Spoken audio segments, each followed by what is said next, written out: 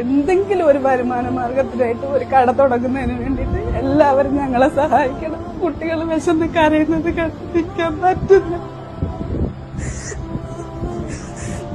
വേറൊരു മാർഗവും ഇല്ലാണ്ടാണ് പൊതുസമൂഹത്തിന് മുന്നിൽ കൈ നീട്ടുന്നത്. ഞങ്ങളെ കൈവിടരുത്. ഈ മക്കളെ വിചാരിച്ചിട്ട് എല്ലാവരും ഒന്നും കൂടി ഞങ്ങളെ ഏറ്റെടുക്കണം.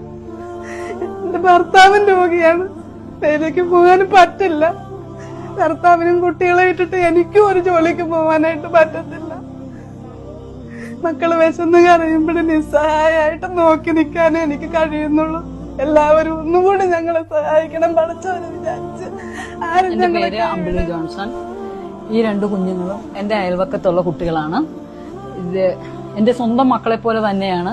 ഈ കുട്ടികൾക്ക് ജന്മന സെറിബ്രൽ പാൾസി എന്ന അസുഖം ബാധിച്ചിരിക്കുന്നു എന്നാണ് അറിയിച്ചിരിക്കുന്നത്. ഇതുങ്ങൾക്ക് ജീവിക്കുവാനായിട്ട് യാതൊരുവിധ മാർഗവും ഇല്ലാത്തതാണ്.